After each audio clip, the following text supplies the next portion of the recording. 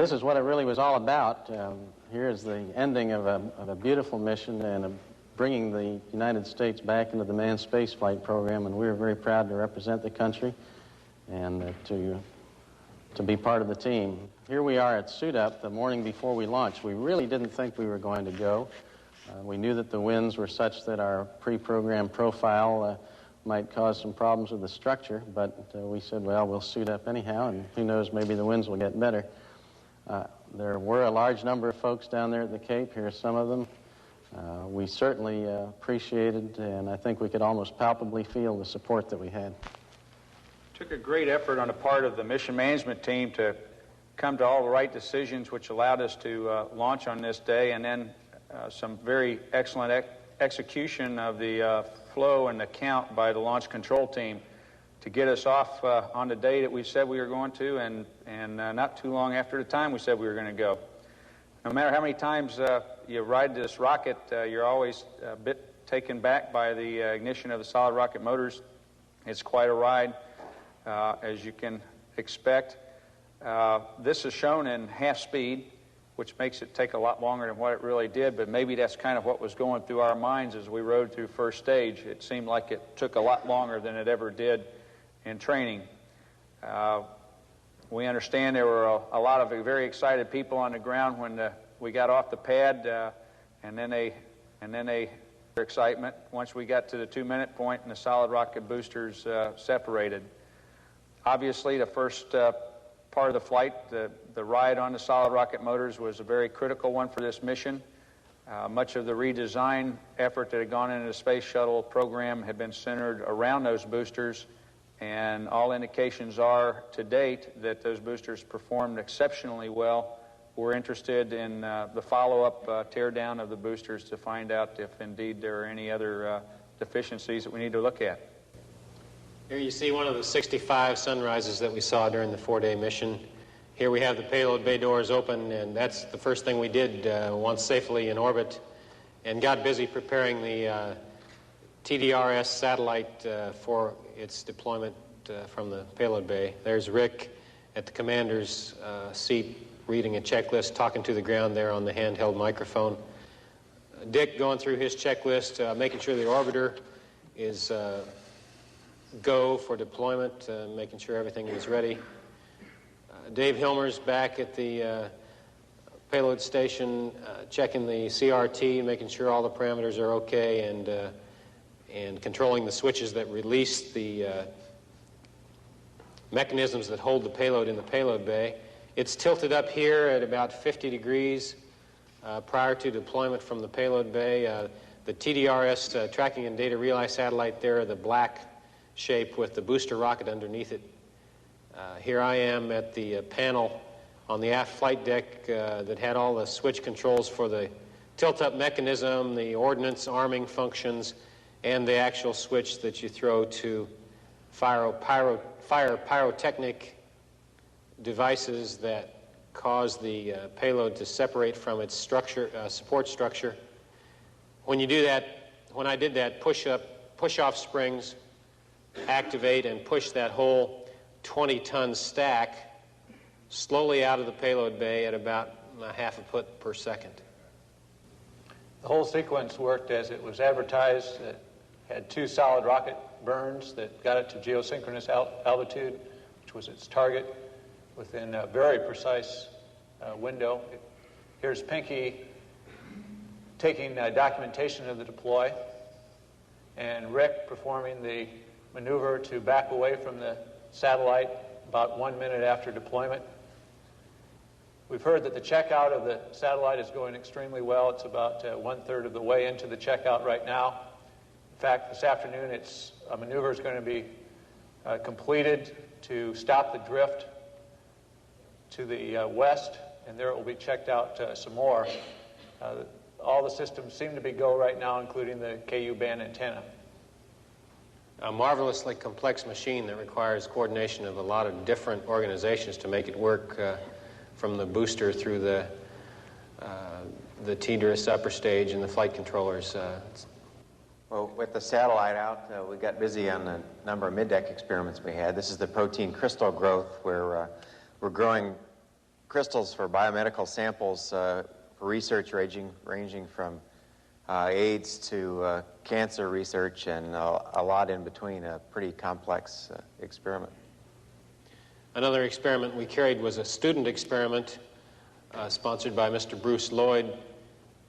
The idea here was to heat up some titanium wires that are encapsulated in these vacuum tubes beyond their phase transition point to see if on resolidifying the crystal structure is different than might be obtained on Earth, the goal being to develop stronger and more pure samples of that titanium. We carried 2 different student experiments on board. This is the second one that grew some crystals of lead acetate, crystals that grow to a fairly large size in a short time. Was activated by mixing 2 fluids together, and then right before our eyes we could watch these huge crystals grow. They will be analyzed once they got back on the ground to see if there are any differences between those and earthbound ones. Here I'm setting up a phase partitioning experiment. Phase partitioning is a method for separating biomedical cells by using 2 different types of liquids. We had a container with 18 chambers that we documented the demixing characteristics of the different types of liquids. Another engineering evaluation or test that we did was taking pictures of the Earth's limb at sunrise and sunset to measure exactly what the brightness was so that sensors could be built for future satellites. After the primary payload had been deployed, and we spent much of our time accomplishing Earth observation photography. Now, during the course of our mission, we took over 1,800 70-millimeter photographs of the Earth. We also had about 4,000 feet of 16-millimeter film that we took, much of which was out the window, as you see here, coming across the Middle East. This is always a very important part of our flights to the crew members because we not only get to look out the window, but we get to document what we see. It turns out that during the course of our flight, it was an unusually clear period across the northern hemisphere, according to those people that are used to looking at space photography. And they're very excited about the photographs that we took. And they've even said that there are things that we've taken pictures of that they haven't seen before, or it's been a long time since they've had a good photograph of them. This data that comes from these photographs is used by a wide spectrum of people, geologists, oceanographers, people who study agricultural trends such as the burning of the equatorial jungles, and people who look at our atmosphere and try to ascertain changes in the atmosphere. Those people are quite excited about what we've seen on these photographs, as they have been on previous space flights. This was an exceptionally good pass over the Hawaiian Islands. We had many opportunities to photograph Hawaii, primarily because of the lighting and the time of day that we launched. We probably saw more of it than we did of the other parts of the United States. The equipment that we use is primarily for Earth observations is a Hasselblad 70-millimeter camera, which you saw Mike there with 50, 100, and 250-millimeter lenses. Volcanology is one of the areas that we're always interested in, photographing from space. This is a pass over to Canary Islands off of the west coast of Africa. They happen to be very clear many of the days that we passed over them. We also had several different attitudes that we had the orbiter in, which let us get this particular, one of those attitudes let us get this pass over the Himalayan mountains, looking up into China.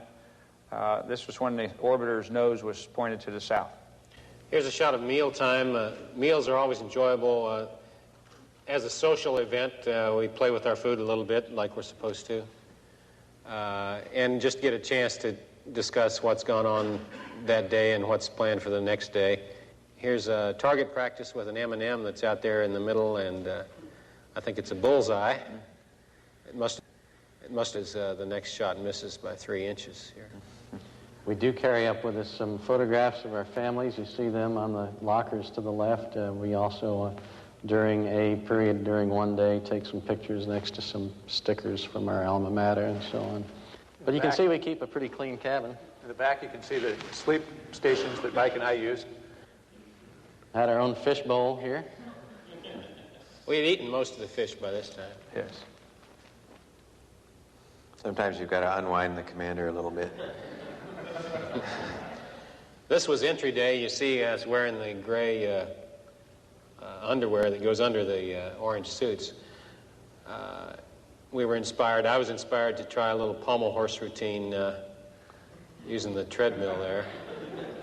I didn't find this so hard at all. I don't know why it's such a Wasn't big that deal. pretty either, Mike? However, the judges did vote and gave They were him... fairly generous.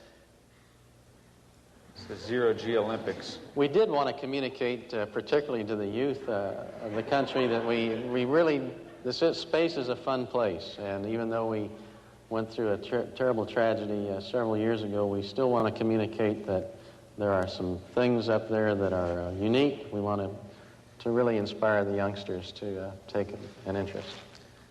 Prior to entry, you've got to get the suits back on again and the seats set up and strapped in. After the luxury of being in a shirt-sleeve environment for 4 days, it's kind of hard for us to crawl back into these things. It hurts just to watch it.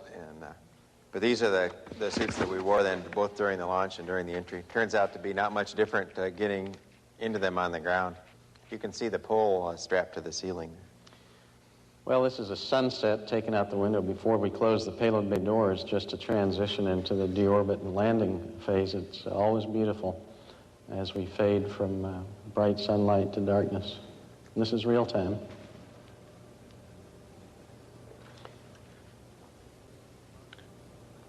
We crossed the western coast between L.A. and Santa Barbara. It was a beautiful day at Edwards, and as we have done many times before, came in overhead the Edwards Lake bed and made our 300-mile-an-hour descent to a flare at about 2,000 feet above the earth, and then Dick Covey, the pilot, did what every good pilot should do, and that is lower the landing gear when we ask, and came down to a touchdown at around 190 knots, about 200 miles an hour. The machine was absolutely superb in performance, cleanliness. We had a few system problems that we had backups to, but at touchdown, wheel stop, we could look back on a flight that was, as far as I'm concerned, picture perfect, and could not have been better for the country in getting us back in the manned spaceflight business. Our patch that we love so much, that symbolizes so many things to us.